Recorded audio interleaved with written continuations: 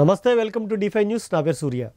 అనకాపల్లి జిల్లాలో వాలంటీర్లు నిరసన ర్యాలీ నిర్వహించారు. స్థానిక సిపిఎం కార్యాలయం నుండి 4 రోడ్ల నెహ్రూ చౌక్ జంక్షన్ వరకు వాలంటీర్లు నిరసన ర్యాలీ సిఐటియు ఆధ్వర్యంలో నిర్వహించారు. ఈ కార్యక్రమంలో ఏపీ గ్రామ వార్డు వాలంటరీ ప్రధాన కార్యదర్శి దీప్తి మరియు సిఐటియు అనకాపల్లి జిల్లా కోశాధికారి శ్రీనివాసరావు మాట్లాడుతూ, గత వైసీపీ పాలనలో జగన్మోహన్ రెడ్డి సుమారు 2,60,000 మంది వాలంటీర్లను నియమించి 5,000 రూపాయల వేతనం చెల్లించారని, అప్పటి నుండి వాలంటీర్లు ప్రతి గడపకు వెళ్లి ప్రజలకు అన్ని విధాల సహాయ సహకారాలు అందించి తమ యొక్క విధులను సక్రమంగా నిర్వర్తించారని అన్నారు.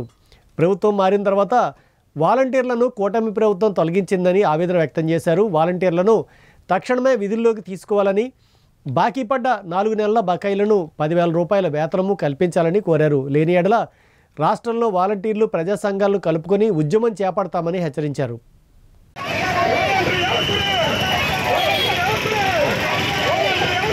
దీప్తి, ఏపీ ప్రజాగ్రామ వార్డు వాలంటీర్ అసోసియేషన్ ప్రధాన కార్యదర్శిని, అలాగే సిఐటియు అనుబంధంతో స్టేట్ జనరల్ సెక్రటరీని.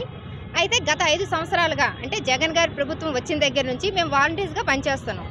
అప్పుడు జగన్ గారు 2,60,000 మంది వాలంటీర్ని ఒకేసారి ప్రభుత్వం రాగానే మమ్మల్ని తీసుకున్నారు. ఆ రోజు నుంచి ఆ ప్రభుత్వం ఉన్న 5 సంవత్సరాలు మేము చేయని వర్క్ అంటూ ఏమీ లేదండి.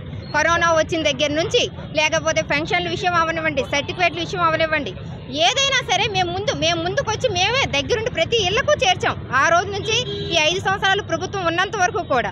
కానీ ఈరోజు మా వాలంటీర్ వ్యవస్థ అనేది మనుగడ లేకుండా పోయిందండి. కూటమి ప్రభుత్వం వచ్చాక వీళ్ళు ఏమన్నారంటే, మీకు ప్రభుత్వం వచ్చాక మీకు 10,000 ఇస్తాము, అలాగే ఉద్యోగ భద్రత ఇస్తాము అని మాకు ఎన్నికల సమయంలో హామీలు ఇచ్చారండి. కానీ ఒక్క హామీని కూడా వాళ్ళు నిలబెట్టుకోలేకపోయారు.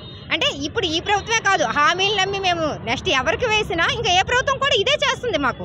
అలాగే ఇప్పుడు ఏమంటున్నారు, రెన్యువల్ లేదు, గత 2023 ఆగస్టు నుంచి మీ వాలంటీర్స్కి రెన్యువల్ లేదు, అందుకే మిమ్మల్ని మేము తీసేస్తున్నాము అన్నారు.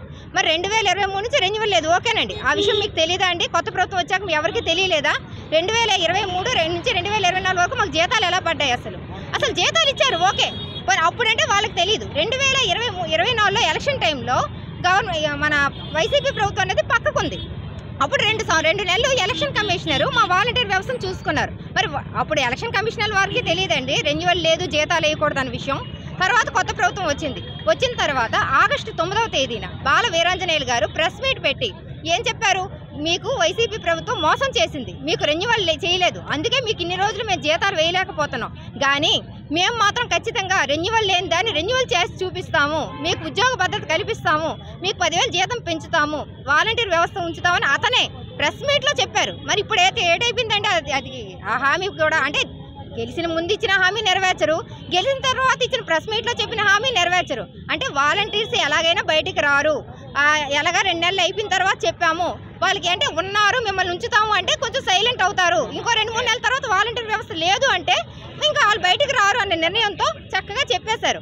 ఇప్పుడు మొన్న మేము వెళ్ళి బాల వీరాంజనేయులు కలిసాం. ఏ రోజైతే అనౌన్స్ చేశారో ఆ రోజే సెక్రటరియట్లో నేను కూడా వెళ్ళి కలిశాను, మన సిఐటియు ధనలక్ష్మి మేడం గారితో కలిసి. ఏమన్నారు, మీకు శాలరీస్ వేశారు, మీ గురించి లోతుగా పరిశీలిస్తే చాలామంది బయటకు వస్తారని చెప్తున్నారు. ఎవరో బయటకు రావడం కోసం చిన్న 5,000 జీతం అంటే చాలా తక్కువ అండి. అయినా సరే ఎన్నో ఉదయం రమ్మంటే ఉదయం వచ్చాం, రాత్రికి రమ్మంటే రాత్రి వచ్చాం, అన్ని సేవలు చేసి మాతో ఎందుకంటే ఆడుకుంటున్నారు చెప్పండి.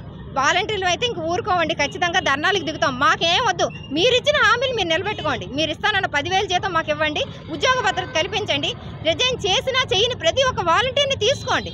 ఎందుకంటే రెన్యువల్ లేదు అంటున్నారు కదా, మరి జీవో ఎలా రెన్యువల్ లేనప్పుడు రిజైన్ చేసిన వాళ్ళు కూడా చెల్లదు రిజైన్లు, కనుక ప్రతి ఒక్కరిని కూడా తీసుకోండి. ఒకటండి, 10,000 మీరు జీతం ఇస్తారంటే కొత్తగా రెన్యువల్ జీవో తీసుకురావాలి. మరి అలాంటప్పుడు రెన్యువల్ జీవో తీసుకొచ్చి కదా మీరు చెయ్యాలి ఏదైనా సరే. ఆ రెన్యువల్తో పనే ఉంది సార్.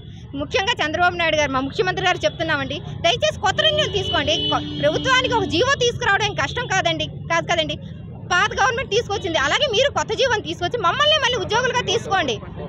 ఎందుకంటే న్యూ నోటిఫికేషన్ ఇస్తే ఇప్పుడు చాలామంది 30 నుంచి 35 సంవత్సరాలు దాటిన వాళ్ళు ఉన్నారండి. ఎవరికి అసలు ఎక్కడా కూడా ఇంతవరకు, అంటే ఎక్కడికైనా జాబ్ చేసామనుకోండి, మేము మాకు ఇది వస్తుంది, ఎక్స్పీరియన్స్ సర్టిఫికేట్ అని ఇస్తారు. ఈ 5 సంవత్సరాలు మాకు ఎక్స్పీరియన్స్ సర్టిఫికేట్ లేదు, వేరే జాబులకి వెళ్ళే అవకాశం లేదు. దయచేసి మా వాలంటీర్ల మీద దయ ఉంచి మీరు ఒకే ఒక్క అవకాశం మాకు ఇచ్చి చూడండి. మీ ప్రభుత్వం తరఫున మేము అదే వర్క్ చేస్తాం, మేము పార్టీలకు అదే